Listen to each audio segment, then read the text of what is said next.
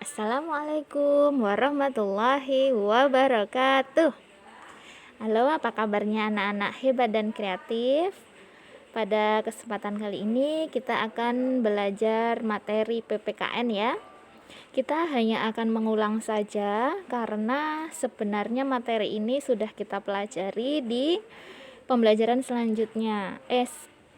Pembelajaran sebelumnya di pembelajaran di subtema 1 dan subtema 2. Oleh karena itu, ini hanya mengulang saja. Baiklah anak-anak, di sini akan Buria terangkan tentang menentukan kata kunci sila-sila Pancasila. Nah, nanti akan ada penerapan-penerapan agar kalian tidak susah lagi menentukan ini termasuk sila keberapa sih. Nah, seperti itu ya. Jadi ada kata kunci atau trik-trik menentukannya. Silahkan diperhatikan. Untuk sila pertama, ya, penerapannya itu selalu berkaitan dengan nilai-nilai ketuhanan atau yang berkaitan dengan agama. Ya, anak-anak ingat, bunyinya adalah ketuhanan. Berarti sila pertama ini berkaitan dengan Tuhan atau agama. Contohnya, penerapannya yang pertama, bersyukur kepada Tuhan. Kemudian melakukan ibadah, berdoa. Kemudian tidak membedakan teman yang berbeda agama. Nah, itu termasuk dari penerapan sila pertama. Gampang ya, kalau sila pertama selalu berkaitan dengan Tuhan.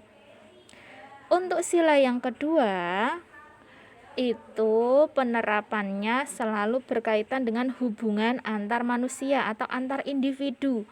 Jadi antar orang per orang. Kemudian juga berhubungan dengan HAM atau hak asasi manusia. Contohnya, misalkan si Badu menolong tetangganya yang sakit. Nah, si Badu menolong tetangganya yang sakit. Itu kan berarti hubungan Badu dengan tetangganya, hubungan antar manusia. Kemudian, ibu menyayangi anaknya dengan penuh kasih sayang. Nah, ini juga penerapan sila yang kedua karena berkaitan dengan penerapan hak-hak anak untuk mendapatkan kasih sayang. Begitu ya. Jadi, kalau sila kedua ini selalu berkaitan dengan kemanusiaan, hubungan manusia dengan manusia. Kita ulangi, kalau pertama tadi berkaitan dengan Tuhan, sila yang kedua berkaitan hubungan antar manusia.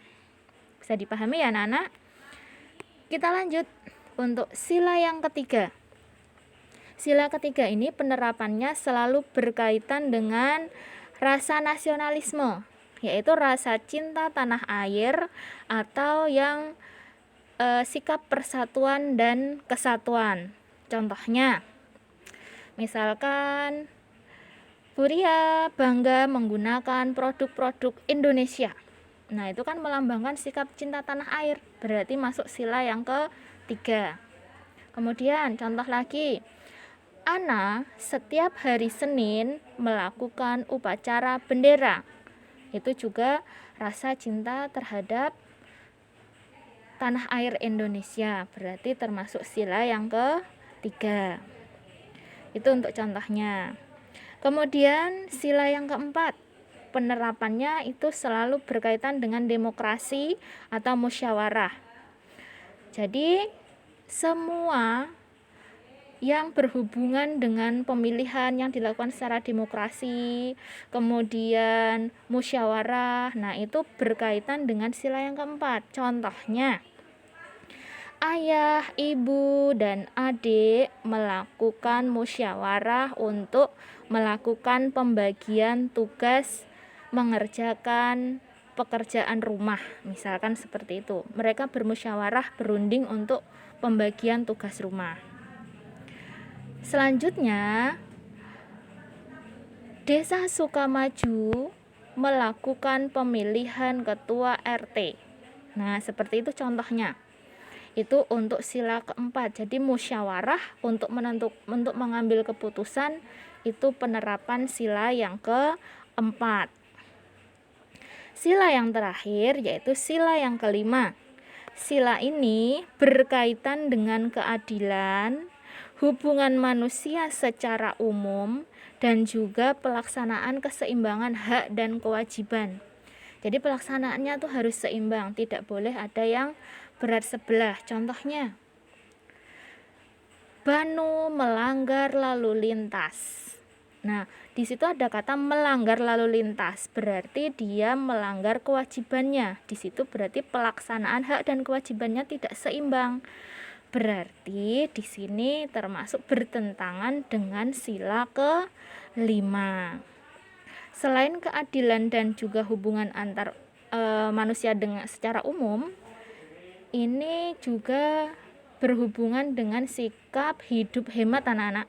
Sila yang ke-5 ini contohnya gemar menabung, bersikap tidak boros, tidak suka berfoya-foya, gemar menolong orang lain sesama manusia, itu termasuk sila yang ke-5.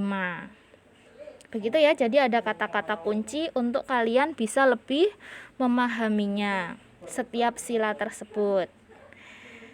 Untuk lebih mahir dalam kalian memahami penerapan sila-sila Pancasila, coba kalian kerjakan latihan yang ada di buku tema 1 halaman 147 bagian B dan juga C. Bagian yang isian singkat ini dengan pilihan ganda. Di situ ada 5 soal bagian B dan juga 5 soal bagian C. Nah, di situ semuanya tentang penerapan sila-sila Pancasila.